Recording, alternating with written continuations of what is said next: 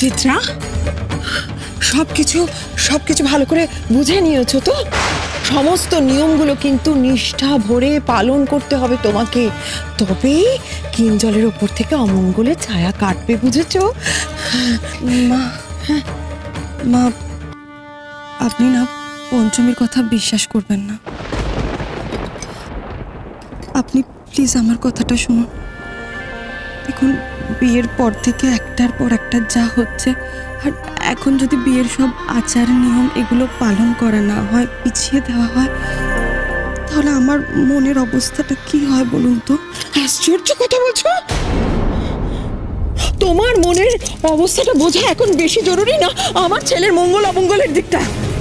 তুমি তুমি এই পঞ্চমী যা বললো, এই সমস্ত কিছু নিয়ম সবকিছু পালন করবে তুমি, বুঝলে?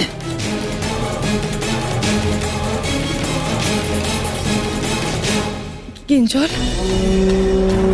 কিঞ্জল, কিঞ্জল, তুমি একটু মাকে বোঝাও। মা কিন্তু পঞ্চমীর কথা বিশ্বাস করে ভুল করছেন, একটু বোঝাও না। আমি কোনো ভুল করছি না চিত্রা, তুমি অযথা তর্ক করছো। কিঞ্জল, কিঞ্জল, একটু বোঝাও না, পঞ্চমীর কথা বিশ্বাস করতে বারণ করো। আরে পঞ্চমী তো চাই আমাকে কিঞ্জলের থেকে দূরে রাখতে, সেই জন্য এইসব আজগুবি নিয়ম বানাচ্ছে ও। আচ্ছা, তোমার স্বামীর মঙ্গলের জন্য যদি তোমায় কোনো কিছু করতে হয়, তাতে তোমার প্রবলেমটা কোথায় বুঝতে পারছি না।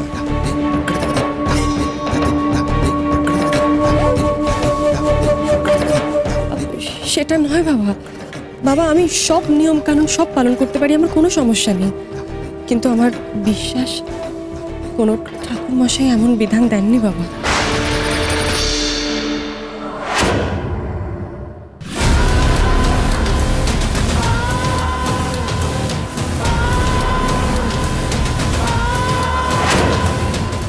এই সবটা পঞ্চমীর চাল।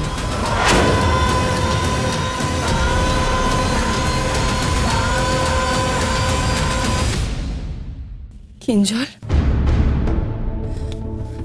কিঞ্জল, কিঞ্জল, আমাদের ফুলসজ্জা হওয়াটা খুব জরুরি, আর এই মেয়েটা সেটা আটকাতে চাইছে, বানচাল করতে চাইছে। তুমি বুঝতে পারছো না? ছাড়বো না ওকে, কিছুতেই ছাড়বো না।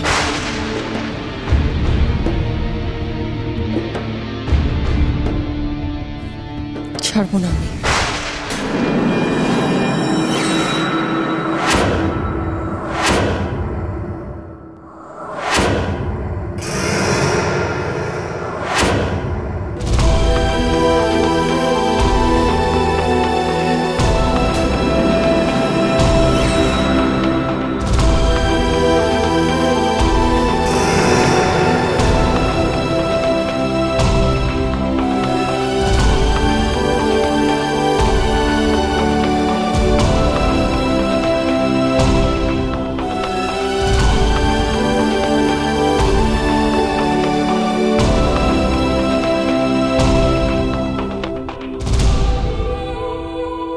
চিত্রা, আপনার এত রাগ আপনার যে হিতাহিত জ্ঞানও থাকে না? এখানে যে সব গুরুজনেরা দাঁড়িয়ে আছেন তোমার সামনে, সে কথা কি তুমি ভুলে গেছো? নিজের ফুলসজ্জার কথা তুমি নিজে মুখে বলছো? ছি ছি ছি। শোনো, কোনো ফুলসজ্জার আয়োজন হবে না, পুজোর আয়োজন করা হবে। পঞ্চমী যা চাইছে সেটাই হবে। আমার কাছে আমার ছেলের মঙ্গলের থেকে বেশি কিচ্ছু নয়, বুঝেছো?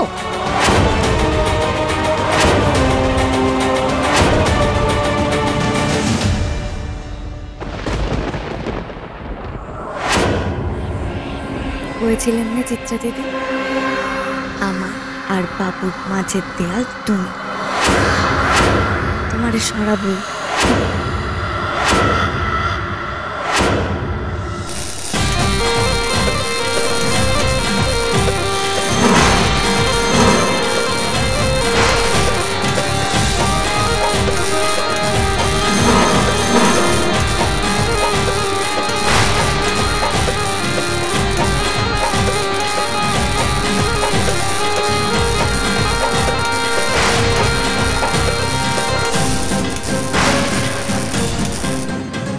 আমাকে সরাবি তুই?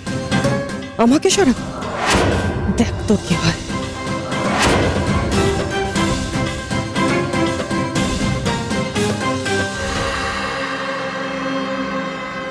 কি ভাবছো চিত্রা দিদি? ব্রত করতে প্রস্তুত তো?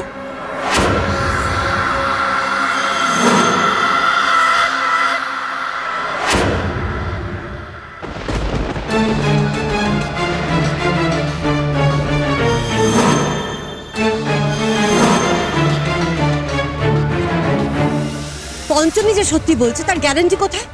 আপনারা সেই সব না ভেবে সারাক্ষণ খালি ছেলের মঙ্গল আর ছেলের মঙ্গল করে লাফাচ্ছে।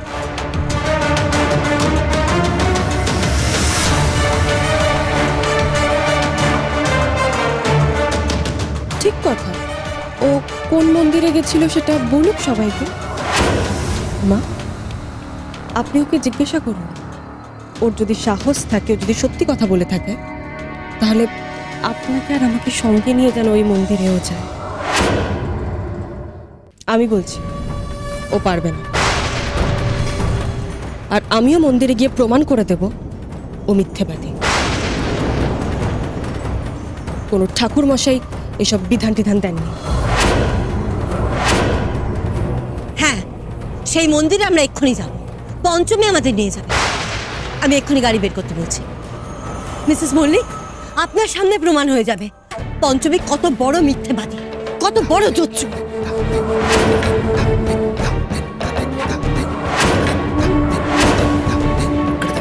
ভালোই তো হলো জেঠিমণি, তাই না?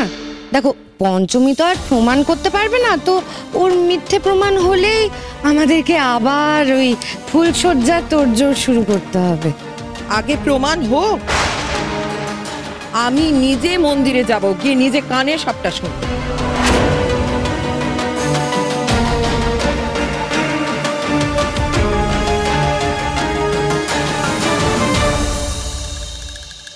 এবার পঞ্চমীর ম্যাচে পড়েছে চিত্রা।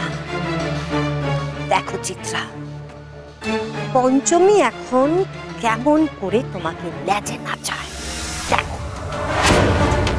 মম, তখন থেকে সেই এক ওই মঙ্গল অমঙ্গল, কল্যাণ অকল্যাণ আমি শুনে শুনে না আমি বোর হয়ে গেছি। তুমি জানো তো মম, আমি তো আগেও বলেছি এসব আমি মানি না। এই কাল রাত্রিতে মুখ দেখলে যে অকল্যাণ হবে, ক্ষতি হবে, কোনো প্রমাণ আছে? নেই তো। ঠিক এই পঞ্চমীকে ওনার পুরুত মশাই কি বলেছেন সেটার কোনো ভিত্তি নেই। পঞ্চমী যে মিথ্যে বলছে না, সেটা প্রমাণ করার জন্য আমাদের মন্দিরে যাওয়া উচিত। পঞ্চমী যে মিথ্যে বলে না সেটা কিন্তু আগেও প্রমাণ হয়েছে। যখন চিত্রার ঘরে সাপ ঢুকেছিল তখন পঞ্চমীকে অবিশ্বাস করা হয়েছিল, কিন্তু তখনও কিন্তু পঞ্চমী সত্যিই বলেছিল। আচ্ছা ঠিক আছে, এখন চলো সবাই মন্দিরে চলো। আগে যা হয়েছে হয়েছে, একবার মন্দিরে গেলেই তো প্রমাণ হয়ে যাবে কে সত্যি বলছে কে মিথ্যে বলছে।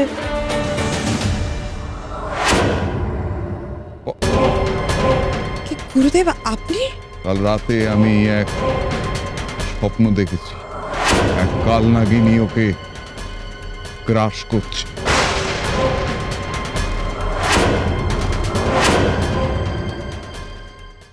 আমি যখন বলেছি কিঞ্জল আজ মরবে, তখন মরবে।